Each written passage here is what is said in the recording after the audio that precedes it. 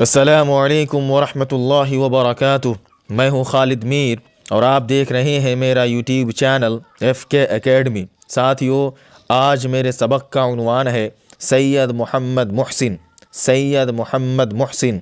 साथियों, इस सबक के अंदर मुख्तसर तरीन सवालात को हल करके उसका तशफ़ी बख्श जवाब दिया गया है। इसीलिए आपसे रिक्वेस्ट है कि आप इस वीडियो को बहुत ही मतानत व संजीदगी के साथ देखें और फिर अपनी कॉपियों में नोट करके इसे अच्छी तरह याद कर लें ताकि आने वाले इम्तहानात में आपको अच्छी कामयाबी मिल सके। तो चलिए चलते हैं सबक की तरफ और शुरू करते हैं। तो पहला सवाल है, सैयद मोहम्मद मुहसिन का शुमार किस तरह के अफसाना निगारों में होता है? सैयद मोहम्मद मुहसिन का शुमार किस तरह के अफसाना निगारों में होता है? तो इसका जवाब है उनका शुमार उर्दू के अहम अफसाना निगारों में होता है। उनका शुमार उर्दू के अहम अफसाना निगारों में होता है। उसके बाद का सवाल है, सैयद मोहम्मद मुहसिन के अफसानों का मौजू क्या था? सैयद मोहम्मद मुहसिन के अफसानों का मौजू क्या था? तो इसका जवाब है सैयद मोहम्मद मुहसिन के अफसानों का मौजू नफ्सियात था। उनके अफसानों का मौजू नफ्सियात था। उसके बाद का सवाल है, अनोखी मुस्कुराहट किसका अफसाना है? अनोखी मुस्कुराहट किसका अफसाना है? तो इसका जवाब है अनोखी मुस्कुराहट सैयद मोहम्मद मुहसिन का अफसाना है। अनोखी मुस्कुराहट सैयद मोहम्मद मुहसिन का अफसाना है। अगला सवाल है, किस अफसाने के ज़िक्र किए बग़ैर उर्दू के अफसाना की तारीख़ मुकम्मल नहीं होती? किस अफसाना के ज़िक्र किए बग़ैर उर्दू के अफसाना की तारीख़ मुकम्मल नहीं होती? तो इसका जवाब है अनोखी मुस्कुराहट को ज़िक्र किए बग़ैर उर्दू के अफसाना की तारीख़ मुकम्मल नहीं होती। अगला सवाल है, सैयद मोहम्मद मुहसिन कब पैदा हुए? सैयद मोहम्मद मुहसिन कब पैदा हुए? तो इसका जवाब है डॉक्टर मोहम्मद मुहसिन की पैदाइश 10 जुलाई 1910 ईस्वी को ही 10 जुलाई 1910 ईस्वी को हुई। उसी तरीके से अगला सवाल है, सैयद मोहम्मद मुहसिन कहाँ पैदा हुए? सैयद मोहम्मद मुहसिन कहाँ पैदा हुए? तो इसका जवाब है उनकी पैदाइश पटना शहर में हुई। उनकी पैदाइश पटना शहर में हुई। उसके बाद का सवाल है, सैयद मोहम्मद मुहसिन के वालिद का क्या नाम था? सैयद मोहम्मद मुहसिन के वालिद का क्या नाम था? तो जवाब होगा उनके वालिद का नाम सैयद मोहम्मद रशीद था। उनके वालिद का नाम सैयद मोहम्मद रशीद था। इसी तरीके से अगला सवाल है, सैयद मोहम्मद मुहसिन ने मैट्रिक का इम्तहान कब पास किया? सैयद मोहम्मद मुहसिन ने मैट्रिक का इम्तहान कब पास किया? तो जवाब होगा उन्होंने 1926 ईस्वी में मैट्रिक का इम्तहान पास किया। जवाब होगा 1926 ईस्वी में उन्होंने मैट्रिक का इम्तहान पास किया। इसी तरीके से अगला सवाल होगा, सैयद मोहम्मद मुहसिन ने मैट्रिक का इम्तहान कहाँ से पास किया? तो जवाब है राम मोहन राय समेजी पटना से उन्होंने मैट्रिक का इम्तहान पास किया। उन्होंने मैट्रिक का इम्तहान राम मोहन राय समेजी पटना से पास किया। ऐसे ही अगला सवाल है, किस सन में उन्होंने पटना कॉलेज से IA किया? किस सन में उन्होंने पटना से यानी पटना कॉलेज से IA किया? तो जवाब है 1928 ईस्वी में उन्होंने पटना कॉलेज से IA किया था। 1928 ईस्वी में उन्होंने पटना कॉलेज से IA का डिग्री हासिल किया था।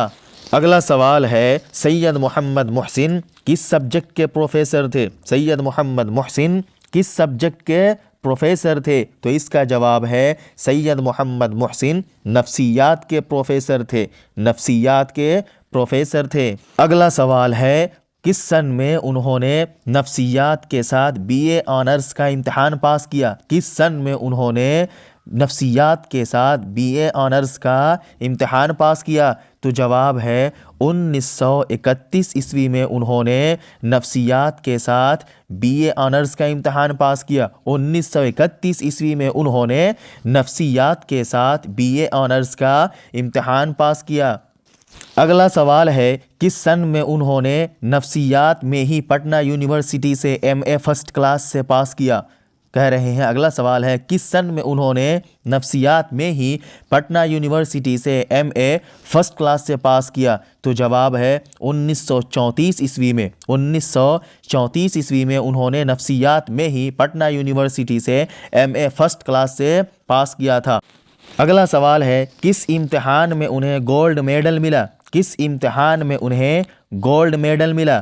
तो जवाब है MA के इम्तिहान में अच्छे नंबरात से पास होने पर उन्हें गोल्ड मेडल मिला। MA के इम्तिहान में अच्छे नंबरात से पास होने पर उन्हें टॉप करने पर उन्हें गोल्ड मेडल मिला।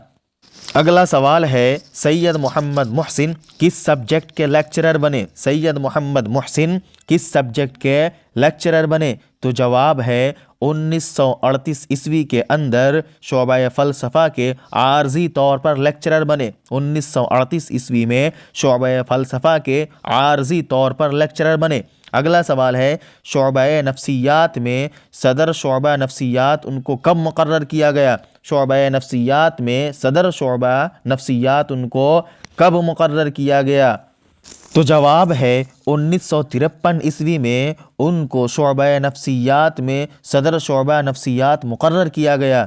जवाब होगा 1953 ईस्वी में वो शोबा नफ्सियात में सदर शोबा नफ्सियात मुकर्रर हुए। इसी तरह से अगला सवाल है, किस सन में वो अपनी मुलाजमत से सुबुकदोश हो गए? किस सन में उन्होंने अपनी मुलाजमत छोड़ दी? तो जवाब है 1974 ईस्वी में उन्होंने अपनी मुलाजमत छोड़ दी।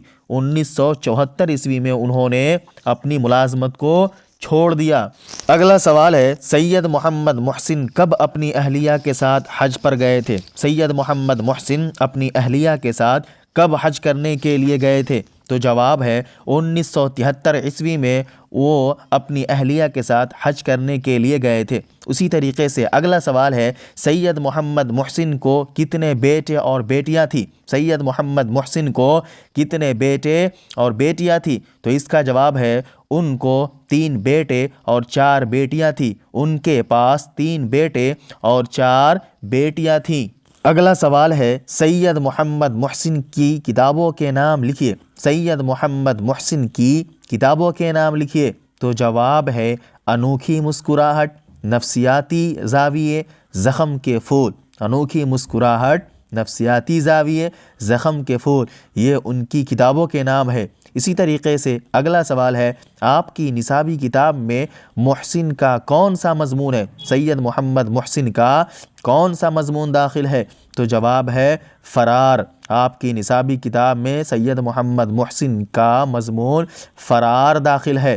फ़रार दाखिल है। अगला सवाल है, सैयद मोहम्मद मोहसिन का इंतकाल कब हुआ? सैयद मोहम्मद मोहसिन का इंतकाल कब हुआ? तो जवाब है उनका इंतकाल 2002 ईस्वी में इलाज के दौरान दिल्ली में हुआ। उनका इंतकाल 2002 ईस्वी में इलाज के दौरान दिल्ली में हुआ।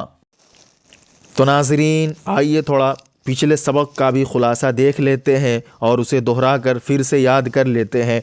पहला सबक था शबनम कमाली के नाम से। तो इनका असल नाम यानी शबनम कमाली का असल नाम मुस्तफ़ा रिज़ा है और इनका तख़ल्लुस शबनम है। शबनम कमाली का असल नाम मुस्तफ़ा रिज़ा है और इनका तख़ल्लुस शबनम है। इनकी पैदाइश 22 जुलाई 1938 को हुई थी। इनकी पैदाइश 22 जुलाई 1938 को हुई थी और इनकी वफ़ात 19 अगस्त 2004 को है।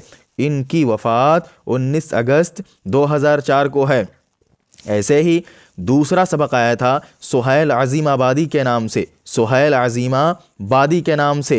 सुहैल अज़ीम आबादी का असल नाम सैयद मुजीबुर रहमान है। सैयद मुजीबुर रहमान है और उनका तख़ल्लुस सुहैल है। उनका तख़ल्लुस सुहैल है। इनकी पैदाइश 1911 ईस्वी में हुई। इनकी पैदाइश 1911 ईस्वी में हुई और इनकी वफ़ात 1980 ईस्वी में हुई। इनकी वफ़ात 1980 ईस्वी में हुई। और तीसरा सबक डॉक्टर सैयद मोहम्मद मोहसिन के नाम से। डॉक्टर सैयद मोहम्मद मोहसिन के नाम से है।